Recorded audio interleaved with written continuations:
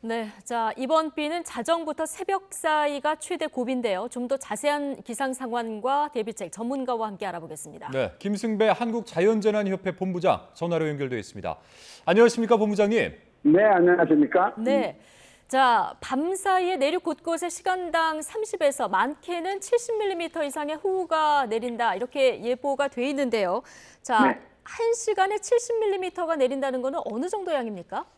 네, 1시간에 50mm의 비가 내리면 네. 그 자동차 운전할 때 윈도우 브러쉬로 이렇게 앞에 유리창을 비를 제거를 해도 앞이 안 보일 정도거든요. 예. 1시간에 70mm 정도면 양동이로 물을 쏟아붓는 정도의 강우량입니다. 아, 그럼 뭐 운전할 때 힘든 것뿐만 아니라 여러 가지를 좀 주의를 해야 될 텐데 그렇다면 네, 지금부터 가장 주의를 기울여야 되는 지역은 어느 지역입니까? 네, 서울은 지금 그 남북으로 그 굉장히 좁은 그 강수대가 서울을 막 통과해서 지금 강원도, 충청도, 전라도까지 이어지고 있거든요. 예. 그렇다고 해서 서울이 완전히 비가 그친 건 아니고요.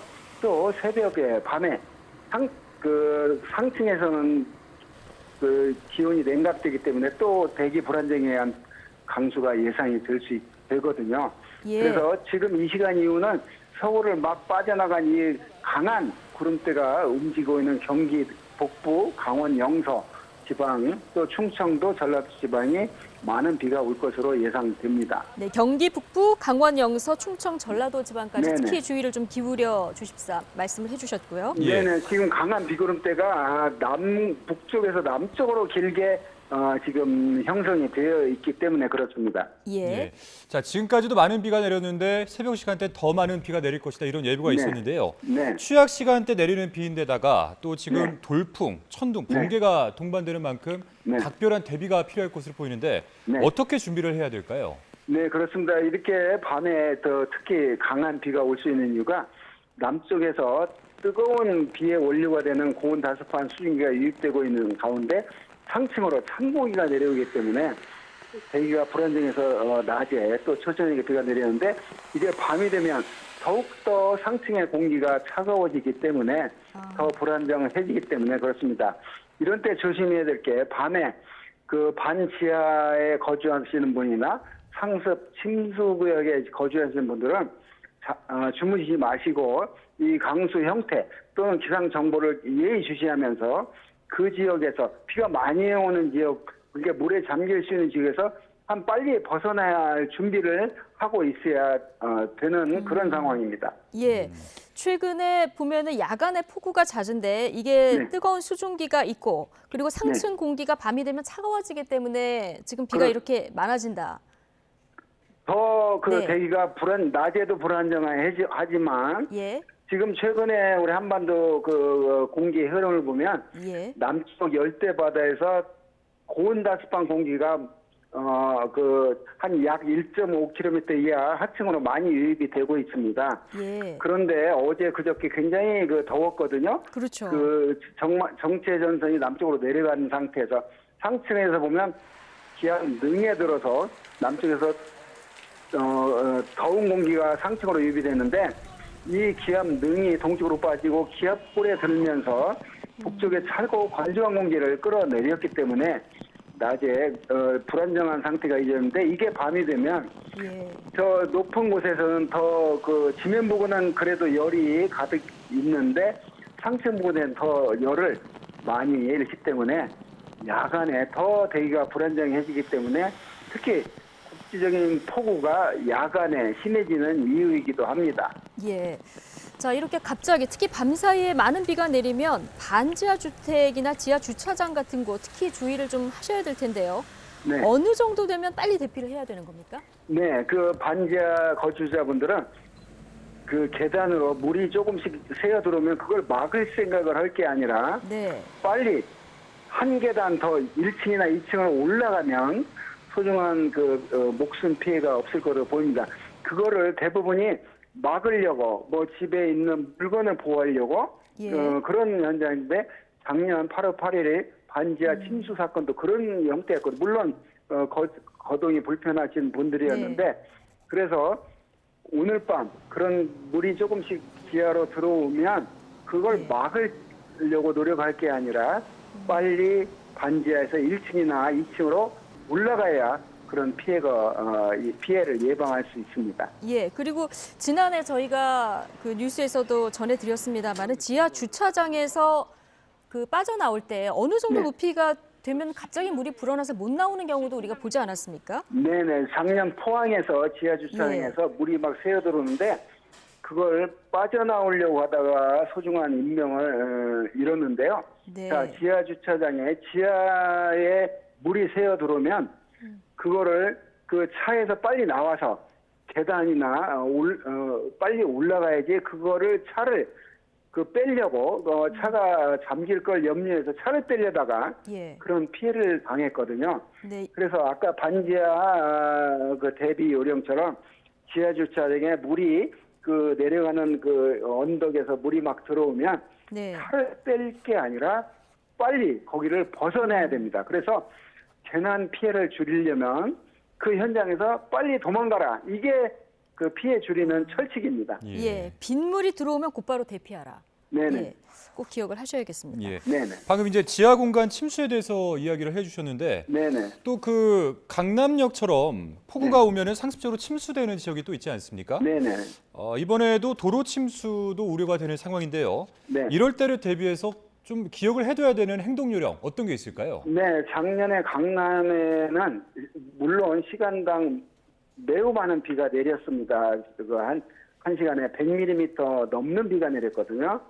오늘 밤에 내리는 서울 지역에 내리는 비가 그 정도는 아니겠지만, 자, 지금 대도시에 아스팔트로 포장된 도시에 많은 비가 내리면 그게 어디로 지하로 침수할 수 없이 전부 하수구로 몰리게 됩니다. 예. 그런데 하수구에 담배꽁초나 낙엽이 있어서 빠지지 않으면, 그러니까 하늘에서 쏟아지는 양보다 밑으로 하수도를 통해서 빠지는 양이 적게 되면 당연히 넘치도록 되어 있습니다. 예. 그거를 대비해서 하수도를 크게 만드는 공사는 또 다른 문제거든요. 네. 그렇기 때문에 올해도 작년에 그 강남 지역 침수 같은 그런 피해가 지금 7월 초인데 8월 태풍 올 때 9월까지도 언제든지 나타날 수 있거든요.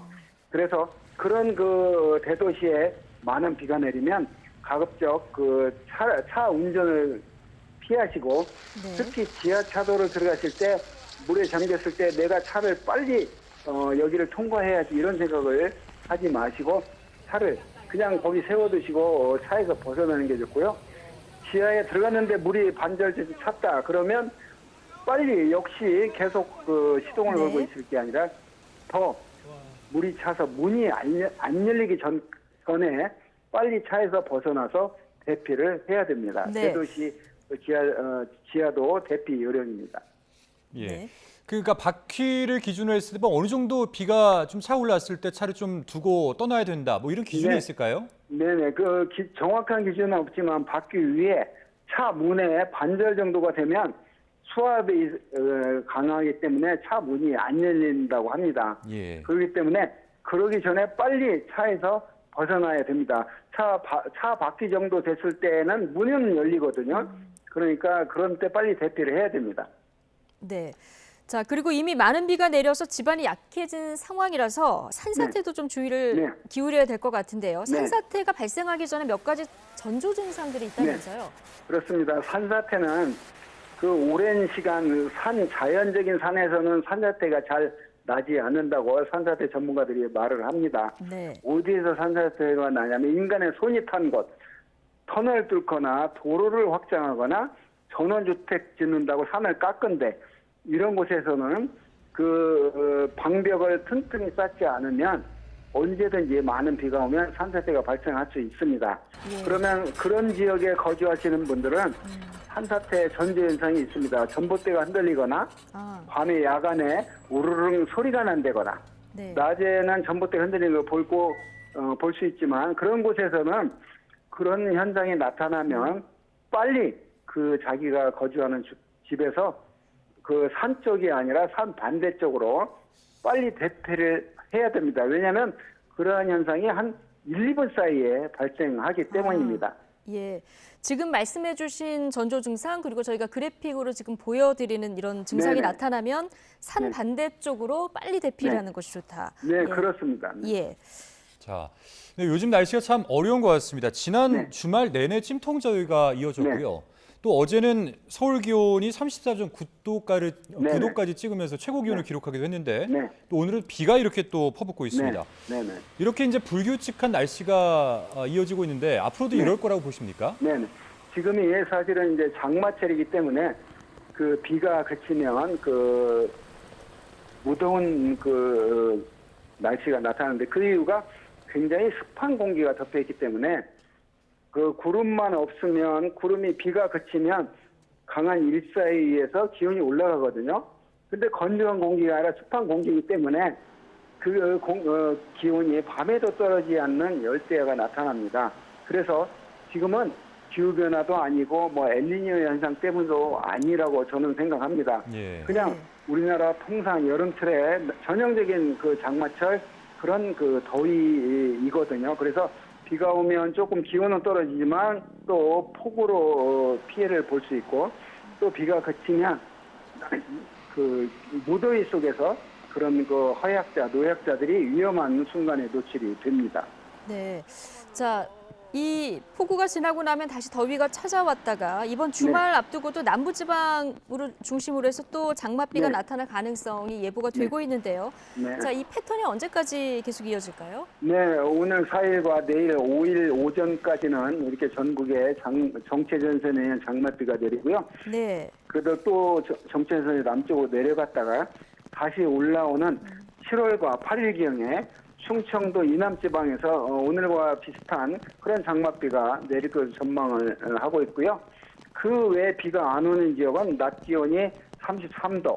그러니까 굉장히 습도가 높기 때문에 우리 몸이 느끼는 체감온도는 30도 이상의 그런 무더운 날씨가 이어질 것으로 전망을 합니다. 알겠습니다. 자, 여기까지 듣겠습니다. 지금까지 김승배 한국자연재난협회 본부장이었습니다. 오늘 고맙습니다. 고맙습니다. 네, 고맙습니다.